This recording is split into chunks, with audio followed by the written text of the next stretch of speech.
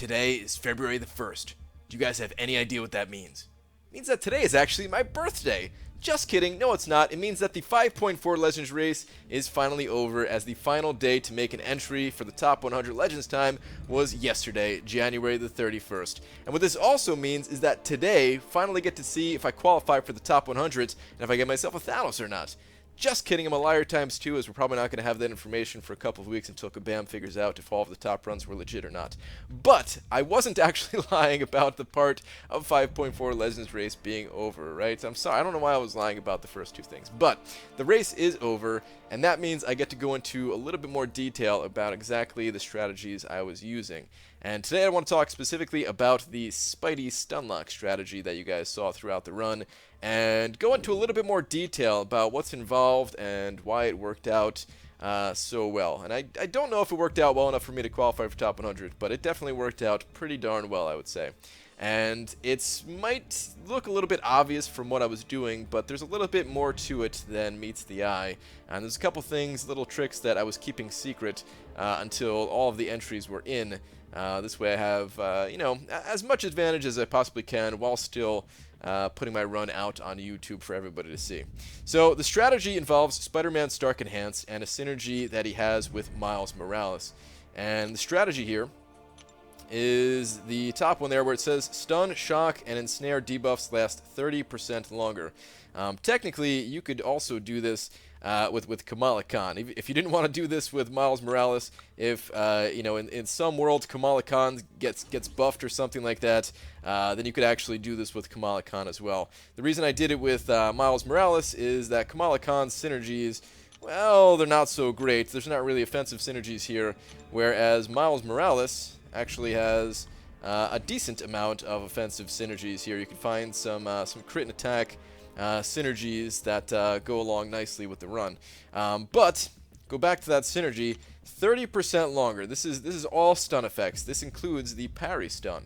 So if we go into a fight real quick, and actually before I do that, the only reason that Blade is here is because he also does allow Spider-Man Stark Enhanced to start with 3 poise charges. He's not absolutely essential for this strategy to work, but I mean, you need as much damage as possible, right? So you might as well have Blade on the team. He's practically essential, right? But we're going to go into the first fight and just demonstrate exactly how things work. Really, you're allowed to, because your parry stun timer is increased in length, you're allowed to get 2 medium shots in, and then go into your 5-hit combo. Normally without that, you would just have to do a 5-hit combo like that, and if you tried to do if you tried to do the double medium thing, it would not work out for you. The next thing I want you to watch is my power bar in relationship to Winter Soldier's power bar, and pay attention to just how I'm able to get a special ability off before the enemy is, whereas normally the enemy is going to fire that first special unless you're the one taking hits, as when you're receiving hits, you gain more power than when you're actually hitting. And it is possible to set this up with other champions, just not quite as easy as you can with Spider-Man Stark Enhanced. Then I want you to pay attention to the combo I do when I fire off my level 1 special. So medium, medium, 5-hit combo, and he doesn't have a full bar of power yet. Alright, let's set up another parry. Okay, another parry, so medium, medium, and then 5-hit combo, special 1, and now I'm going to do medium, light, medium, medium, light, medium, and then another 5-hit combo, and another special 1. And I'm going to do the same exact thing. Medium, light, medium, and then a 5-hit combo. And let's just see. I want you guys to pay attention. He hasn't been able to use a special yet up until right now, right? I'm going to intentionally lose this fight. I just want to show exactly how much damage I was able to deal in that very short amount of time. And why this strategy worked so well for the amount of HP that the enemies had in 5.4. So go ahead. I was able to do 34 hits before the enemy was able to fire off a single special ability. And I brought him down to from 457 to 465, so roughly about 80,000 damage. and consider that during the run I was boosted up so I could deal even more than that 80,000 damage. So essentially, the enemies were dying before they could fire off a special ability, which means I'm saving time baiting. I don't have to worry about dodging some of their specials, as some of them can be kind of tricky. Most special ones, they're usually not too bad. And in fact, in most situations, you want to be baiting out special ones. In most situations, stunning the enemy is actually not that beneficial, as you kind of, a lot of times, you stand around just sitting there waiting for them to get out of their stun, because you don't want to push their power meter too high. But in a case like this, when you're trying to go as fast as possible, the strategy works pretty darn well. Plus, consider that, if things get hairy, if things, if you get a little bit unlucky, you're not critting as much as you normally would, then you could throw a heavy attack in there with Spider-Man Stark Enhanced, and that will drain their power back down to, at best, having 1 bar of power. Even if they have 3 bars of power, it's going to drain them down to only having about 1.5 bars. So it's actually a relatively safe strategy as well. Now, part of the reason why the damage is so high is because if you think about a normal 5-hit combo, you're doing 1 medium attack, followed by 3 light attacks, followed by 1 medium attack. So 2 out of every 5 of your attacks are medium, right? Of course, they do more damage. But if you think about it, if you're doing a medium, and then a 5-hit combo, really you're doing 7 hits in total, and 4 of them are medium attacks. So it goes more than half of your attacks end up being medium. So you're getting that extra damage in. And there were times where I would gain a little bit of extra poise just because the enemy had a lot of additional health, or maybe they were, stun immune or debuff immune, where if you're fighting with Spider-Man Stark Enhanced, your poise charges actually drop off very quickly. I thought it was a bug, but it's actually not a bug, right? But your poise charges drop off very quickly. But because you have such a high ratio of medium attacks to light attacks, even though you're losing these poise charges, you're getting in a lot of mediums before the poise charges start to drop off, essentially. You're getting more out of those poise charges than you otherwise would. Now, I want to show you one last thing about the fight here. If you have the opponent pushed up against the wall, and I do a special one, I could do a medium, light, medium, followed by a 5-hit combo. Sometimes. I wasn't able to get it right there, which is good. It's a good example of that. Let me try again. Throw a special one. I want to do a medium, light, medium, 5-hit combo. Okay, that time I was able to get it.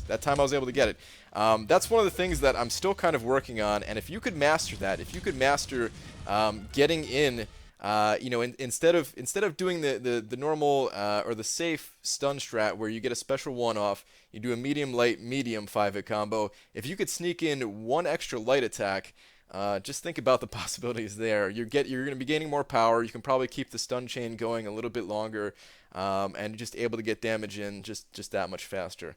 I was able to do it kind of consistently leading up to the run, but man, my nerves were completely gone during the run, and I was not able to do it practically at all. But during my 5.4 run, if you ever heard me talking about going for greed, that's exactly what I was talking about. I was trying to sneak in that extra light attack, and sometimes the greed paid off, and sometimes it didn't pay off. But this is still a kind of a relatively new strategy. I only figured it out about 2 weeks before my run. And with Spider-Man Stark Enhanced animations being a little bit wonky, it was kind of hard to, really figure out exactly which times I could go for that greedy 4th hit before going into my 5-hit combo, and which times I couldn't. So most of the time I played it safe and just went with the 3-hit combo. Now, there's one other thing that we have to talk about here, and that's the actual masteries involved.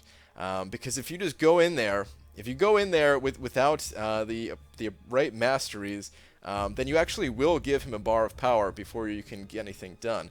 So let's go ahead and check out the masteries right now, and I'll show you exactly what I was working with. So for my offensive masteries, it was pretty much just a standard suicide mastery build. I had 4 points into assassin.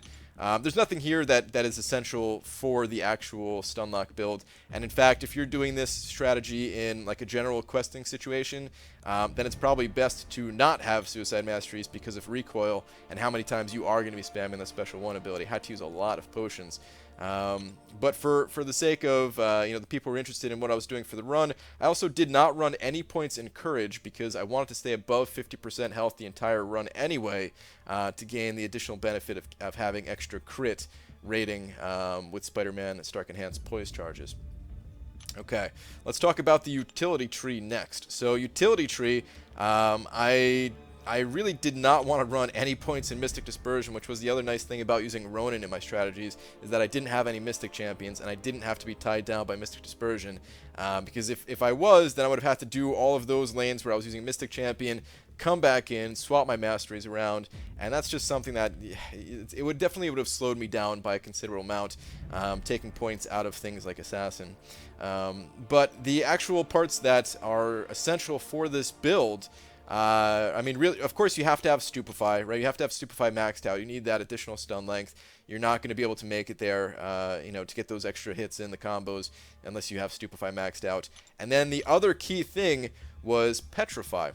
Now, Petrify reduces the enemy's power gain by 30% while they're stunned. The whole idea here was to try to get in as many stuns as possible before I had to bait out a special, because baiting, that's what really takes a lot of time out of these fights, right? There's actually ways to kill a lot of the enemies faster if I had, someone like Blade for some of the villains or some of the bosses and that kind of thing. But I would have lost a little bit of time having to bait out specials, whereas this strategy, I was really just trying to stun lock them and just getting this constant damage. Just 100% uptime of just slamming them in the face, pretty much. So keep that in mind, 30%, right? Let's jump over to the defensive tree real quick. And defensive tree, the only real notable thing here is that I also had a point into Collar Tech. Now, Collar Tech, this is something that I wanted to play around with more. I was considering, running all 5 points in it, but I didn't have the cores to unlock it all, unfortunately. But I actually don't think that it would have helped me out too much. And actually, I think the first point really is quite valuable just to get that minus 4% power gain. So if you think about this, 4%, right? This is 4% whether the enemy is stunned or not, as long as I'm using a tech champion, which of course Spider-Man Stark Enhance is. So 4%. Plus the 30% on Petrify here means that while the enemy is stunned, they have 34% reduced power gain. If you think about the initial parry, before the stun time is up, I'm doing a double medium attack, and then I go into my 5-hit combo.